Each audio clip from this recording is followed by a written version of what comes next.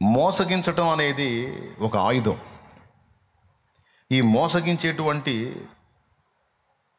మనస్తత్వం ఉన్నోళ్ళకి, మోసగించేటువంటి మైండ్ ఉన్నోళ్ళకి దాదాపు ఎక్కువ శాతం మందికి పెట్టుబడితో అవసరం లేదు. వాడు పెట్టుబడి కూడా మోసంతోనే కొడతాడు, పెట్టుబడి ఉపయోగించి దాని మీద పొందే లాభం కూడా మోసంతోనే కొడతాడు. మోసపోకుడి అని మాట్లాడాడంటే మోసపోయే ఛాన్స్ మనకుంది, మోసగాడు తిరుగుతున్నాడు. మోసపోకుడి అని ఎందుకు మాట్లాడాడు? అసలు దాని గురించి కొద్దిగా ఆలోచిద్దాం. ఏం ఆలోచిద్దాం? అసలు మనిషి ఎందుకు మోసపోతాడు?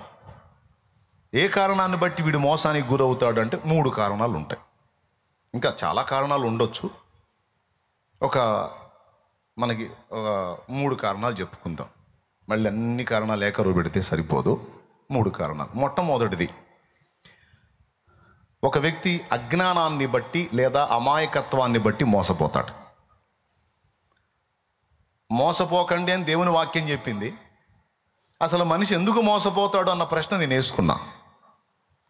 అసలు మనిషి మోసపోవటానికి కారణాలు ఏంటి అనేది వేసుకుంటే అందులో మొట్టమొదటిది నాకు అర్థమైంది ఏంటంటే అజ్ఞానం లేక అమాయకత్వం. ఇప్పుడు మార్కెట్లోకి వెళ్తాం. మార్కెట్లో అన్ని వ్యాపారాలు మనకు తెలియదు. మనకు తెలిసిన వ్యాపారంలో మాత్రమే మనం మోసపోం. ఇక మిగిలిన వ్యాపారాల్లో వ్యవహారాలు మనకు తెలియదు కనుక ఆడేం జీవితం అది తింటాం, వాడు ఎంత అడిగితే అంత ఇస్తాం, మోసపోతాం. వాడు నకిలీది ఇచ్చినా సరే, ఒరిజినల్ అని నకిలీది ఇచ్చినా సరే మనం మోసపోయి తెచ్చుకొని వినియోగించుకుంటాం. లోకంలో ఉన్న సబ్జెక్టులన్నీ మనకు తెలియాలని రూల్ ఏం లేదుగా. మనకేదో 1-2 విషయాలు తెలుసు. మన తెలివి, మన చురుకుదనం, మన జ్ఞానం అంతా అక్కడే పనిచేసేది. ఇక మిగిలిన సబ్జెక్టుల్లో పనిచేయదు. ఉదాహరణకి బట్టల షాపులో వ్యాపారం చేసేవాడికి బట్టల వ్యవహారంలో లాలూచీలు తెలుసు. ఏది నాణ్యమైందో, ఏది తేడానో, ఏది బట్ట చూడగానే హడావుడిగా కనపడి 3 రోజుల్లో మొత్తం దూదిలు వేసిద్దో. నకిలీ వాటికి ఎక్కువ చమకాయింపు ఉంటుంది. చూసినోడు ముందు ఫ్లాట్ అయిపోతాడు. ఎందుకంటే ముందే నకిలీది కాబట్టి వాడు దాన్ని డిజైనింగ్ అలా చేస్తాడన్నమాట, చూసినోడు బోల్తా పట్టడానికి. బట్టల అనుభవం కలిగిన వాడికి, వస్త్రాల కూర్చిన అనుభవం కలిగిన వాడు అందులో మోసపోడు. కానీ దాని గురించి అవగాహన లేనివాడు మోసపోతాడు. అట్లాగే రకరకాల విషయాల్లో మనం వాడకాలు చేస్తూ ఉంటాం. అన్ని సబ్జెక్టులు మనకు అవగాహన ఉండాలనేవి లేదుగా. ఉన్న దానిలో మనం చురుగ్గా ఉంటాం, లేని దానిలో మోసపోతాం. ఎందుకు మోసపోతున్నాం? ఫస్ట్ పాయింట్ మీరు చెప్పండి. అజ్ఞానం అంటే దాన్ని గూర్చిన జ్ఞానం లేకపోవుట లేదా అమాయకత్వం. ఈ అజ్ఞానంలో, అమాయకత్వంలో తెలివి తక్కువ వాళ్ళే కాదు, తెలివైన వాళ్ళు కూడా పడతారు. ఇప్పుడు ఆ సబ్జెక్టును గూర్చిన అవగాహన మనకు లేకపోతే, ఆ సబ్జెక్టులో మనం జ్ఞానశూన్యులం అయితే మనం అమాయకులమేగా. ఎంత తెలివైన వాళ్ళమైనా, ఎంత చురుకైన వాళ్ళమైనా. ఏమంటావు? సింపుల్గా చెప్తా బ్రదరు, స్థలాల విషయం మనకు తెలియదు, మనకు అవగాహన లేదు. మనం మంచి సబ్జెక్టు, చురుకుదనం, మెళకువ, నేర్పరితనం, పైసలు సంపాదించుట అన్నీ ఉన్నాయి మన దగ్గర. కానీ ప్లాట్ల వారం మనకు తెలియదు. ఒక దగ్గర మంచి ప్లాట్ చూసాం, వాడు ధర కొంచెం తక్కువ చెప్పాడు, ఎగురుకుంటా పోయి కొనేసాం, రిజిస్ట్రేషన్ అయిపోయిన తర్వాత మనం ఏదో రాళ్ళు బాతి గట్టుకుందాన్ని ట్రై చేసాం.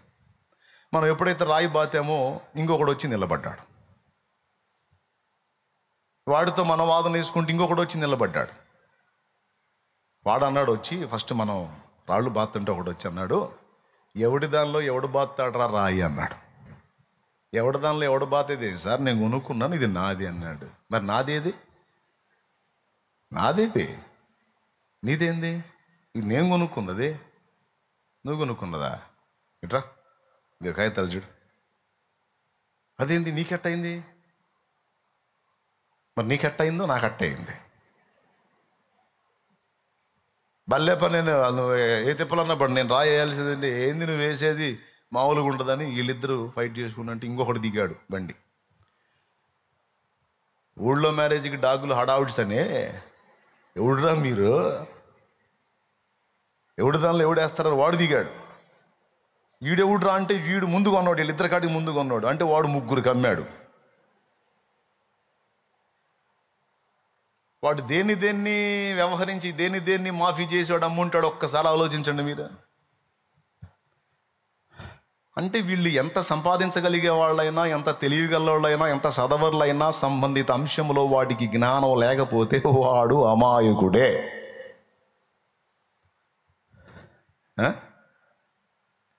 స్తోత్రం, హల్లెలూయా. ఇప్పుడు స్థలాలు కొనేది ఒకటి, వస్త్రాలు కొనేది ఒకటి, పశువుల్ని కొనేది ఒకటి, ఇతరత్ర వస్తువుల్ని కొనేది ఒకటి, ఇట్లా ఎన్ని సబ్జెక్టులు ఉన్నాయి లోకంలో. అన్నిటి మీద మనకు అవగాహన ఉంటుందా? మనకు అవగాహన లేనప్పుడు మనం కొనే చేప దగ్గర నుంచి, మాంసం దగ్గర నుంచి, కూరగాయ దాకా బుస్సే, పాల ప్యాకెట్తో సహా గ్యాంబ్లింగే. ఎంతమంది ఒప్పుకుంటారు ఈ విషయం? కరెక్టేననే, మరి ఏం చేద్దాం అన్నయ్య, మరి ఇప్పుడు జరుగుతుంది అది, ఎవరు బతుకు తెరువు వాళ్ళది పోనీలే అన్నయ్య, ఏం చేద్దాం. రైట్. సో మోసపోకండి అని దేవుడు చెప్పాడంటే మోసపోవడానికి కారణాల్లో ప్రధానమైంది అజ్ఞానం, అమాయకత్వం. ఒక్కసారి మీరు ఆలోచించండి, ఎవరెవరు ఏ విషయాల్లో మోసపోయారో ఒక్కసారి పరిశీలన చేసుకోండి. ఎందుకంటే వాడి పనే అది. ఎందుకు మోసపోతున్నామంటే 2 కారణాలను బట్టి మోసపోతున్నాం. ఒకటి అజ్ఞానం లేదా అమాయకత్వం, 2 ఒకటే భావం వచ్చే విధంగా. అజ్ఞానం అంటే సంబంధిత విషయంలో జ్ఞానం లేకపోవుట. బైబిల్లో ఇంకో మాట చెప్పబడి ఉంది, జ్ఞానం లేనివాడు ప్రతి మాట నమ్మునని. జ్ఞానం లేనివాడు ప్రతి మాట నమ్మును, జ్ఞానం కలిగిన వాడు అన్నిటినీ గుడ్డిగా నమ్మడు. ఈరోజు మనం గ్రహించాల్సినటువంటి విషయాల్లో మొట్టమొదటిది, మోసపోవడానికి మనిషి కారణం ఏంటి అంటే ప్రధానమైంది అజ్ఞానం, అమాయకత్వం. ఈ ఒక్కటేనా? మోసపోవడానికి మరో కారణం ఉంది. అదేమిటంటే నిర్లక్ష్యం. రెండవది నిర్లక్ష్యం.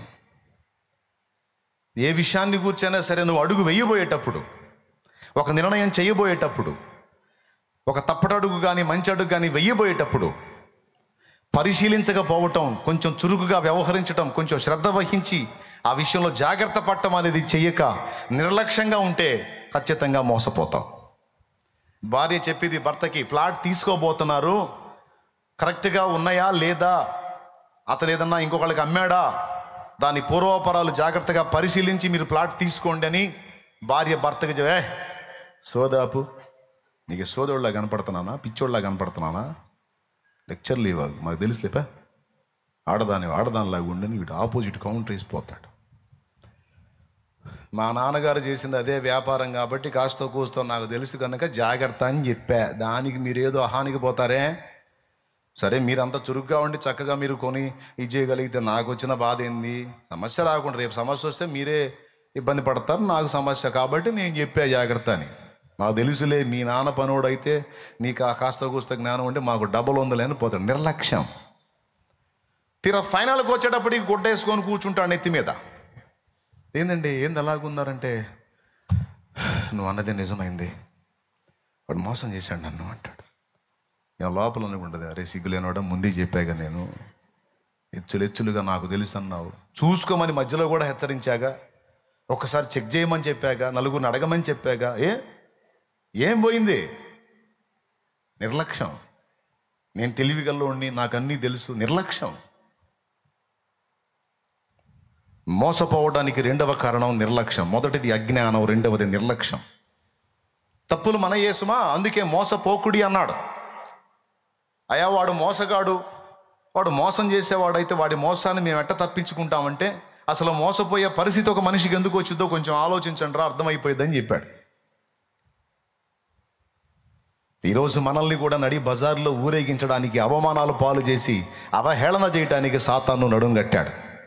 ఇందులో సేవకులు విశ్వాసులు అన్న భేదం లేదు, వీళ్ళు వాళ్ళన్న భేదం లేదు. కథలో రాజుని పరువు తీసినటువంటి దుర్మార్గులైన నలుగురు మోసగాళ్లలాగా ఈరోజు సైతానుగాడు మనల్ని అన్ని విధాల డ్యామేజ్ చేయడానికి, దేవుని బిడ్డలమైన మనల్ని నలుగురిలో నగుబాట్లు చేయడానికి, నవ్వుల పాలు చేయడానికి కుట్రబన్ని తిరుగుతున్నాడు వాడు.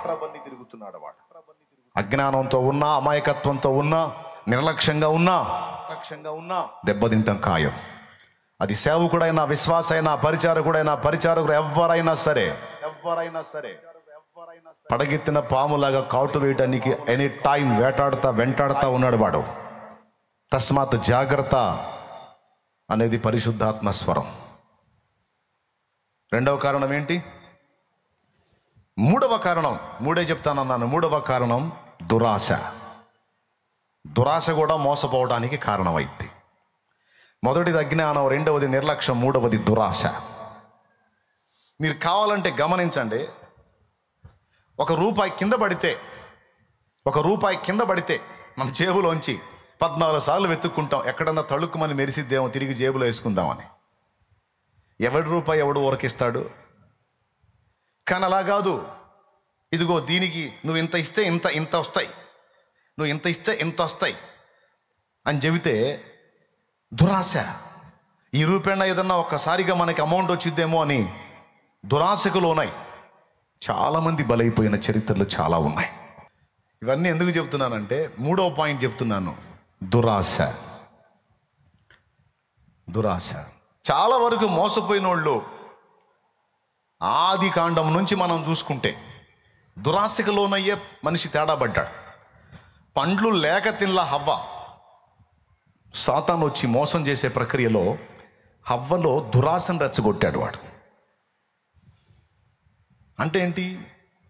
ఇప్పుడు వాళ్ళు ఉన్న స్థితిలో ఉన్నారు, అంతవరకు తృప్తి చెందితే తర్వాత స్టెప్ దేవుడు తీసుకుంటాడు. కానీ అంతటితో వాళ్ళు తృప్తి చెందకుండా ఆ పండు తింటే మీరు మనుషుల్లాగా ఉన్నారు, ఇప్పుడు దేవతలు అయిపోతారన్నాడు. ఇప్పుడు ఏదో కొద్ది గొప్ప ప్రశాంతంగా ఉన్నాం, ఇంకా దురాశ ఎందుకు ఈ మాటలు చెప్పిస్తున్నాడో నాకైతే తెలియదు. దేవుడు తన ఆత్మ ద్వారా ఎవరు ఎక్కడ బుక్ అవ్వబోతున్నారో కొంచెం జాగ్రత్త.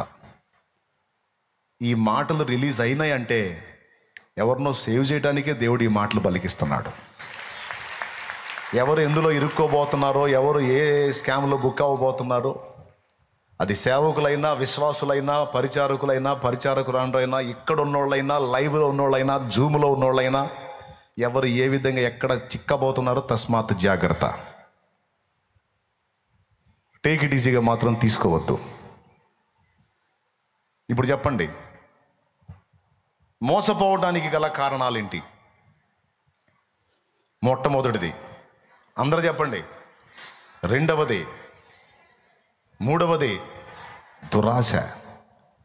అననీయ సప్పిరాలు చేసిన పని అదే. మనకి పొలం అమ్మాం కదా, కొంత అమౌంట్ వచ్చింది కదా, అందులో కొంత దాచుకుందాం, ఏదో కొంత తీసుకెళ్ళి అందులో కలుపుదాం.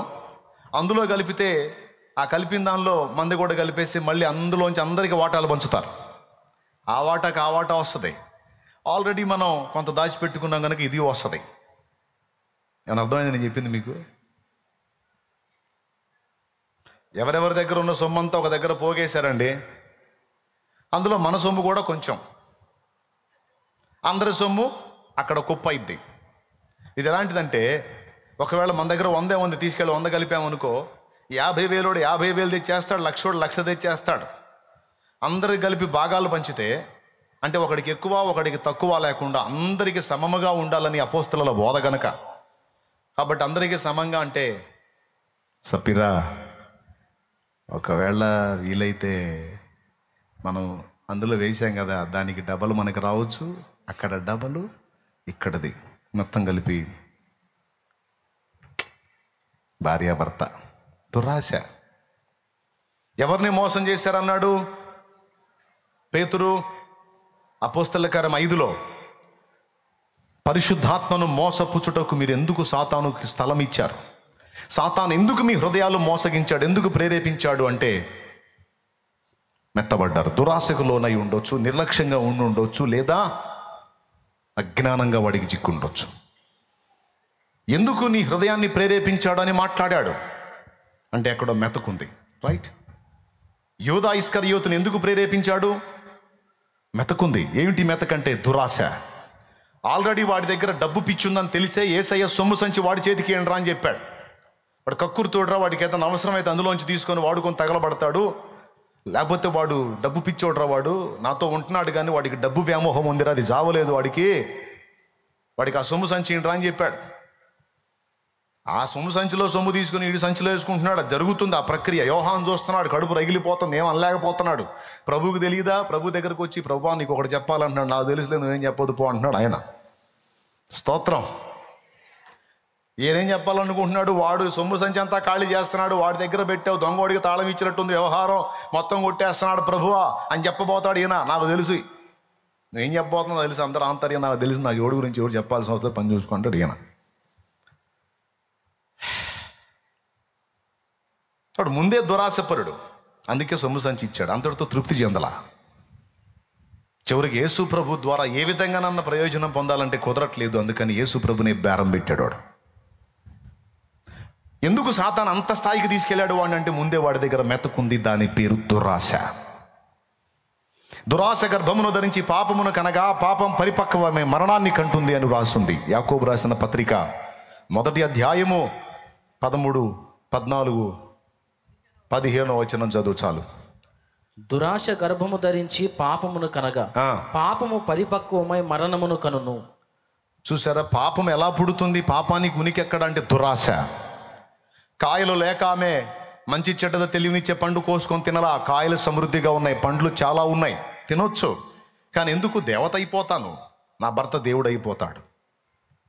మానవులుగా ఉంటే మీకేం తక్కువైందా? మానవులుగా ఉంటే మీకేం కొదువైందా? షార్ట్కట్లో పైసలు సంపాదించాలి, షార్ట్కట్లో కోట్లు గడించాలి, షార్ట్కట్లో కుప్పల మీద కూర్చోవాలని జూదాలు ఆడేవాళ్ళు, ఆన్లైన్ రమ్మీ గేమ్స్ ఆడేవాళ్ళు, పేకాట ఆడేవాళ్ళు, కోడి పందాలు ఆడేవాళ్ళు, బెట్టింగులు పెట్టేవాళ్ళు, ఈరోజు కుటుంబాలే పాడైపోయి ఆత్మహత్యలు చేసుకొని చనిపోతున్న వాళ్ళు లక్షల సంఖ్యలో ఉన్నారు. తెలుసా మీకు ఆ సంగతి? బానిసలు అయిపోయారు. ఈ ఆన్లైన్ ద్వారా ఈ వాక్యాన్ని వింటున్న వాళ్ళు ఆ బంధకాల్లో ఉన్న వాళ్ళు కూడా ఉండి ఉంటారు. గుర్తుపెట్టుకోండి, దురాశ ఎప్పుడు కూడా మనిషికి నాశనాన్ని తీసుకొచ్చింది, కానీ ఏ మనిషిని కూడా ప్రశాంతంగా బ్రతకనివ్వలేదు.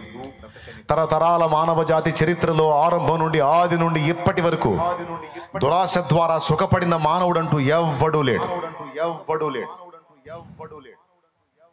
కలిగిన దాంతో తృప్తి చెంది క్రమక్రమంగా ఎదగటం నేర్చుకుంటే ఒకనాటికి నువ్వు ఊహించని అంతస్తుకు దేవుడే నిన్ను తీసుకెళ్తాడు. ఏక్ దిన్ మే కౌన్ బనేగా కరోడ్పతి అన్నట్టుగా ఒక్క రోజులోనే నేను మొనగాడిన అయిపోవాలి, ఒక్క రోజులోనే నేను మొనగత్తెనైపోవాలనే దురాశకెళ్ళి ఉన్నవి కలిగి ఉన్నవి వస్తాయనుకున్నవి మొత్తం కోల్పోయి దెబ్బతిన్న వాళ్ళు చాలామంది ఉన్నారు. కాబట్టి మనం మోసపోవడానికి 3వ కారణం దురాశ. నాలో అంత దురాశ లేదు, నాలో ఇంత దురాశ లేదని నువ్వు బిల్డప్లు ఇవ్వటం కాదు, నిజంగానే పరిశీలించుకో. కలిగి ఉన్న దాంతో తృప్తి చెందు. ముందు కొంత జరిగిందా దేవుని పని, నీ ద్వారా సేవ జరుగుతుందా? దేవునికి స్తోత్రం. క్రమక్రమంగా దేవుడే నిన్ను హెచ్చిస్తాడు.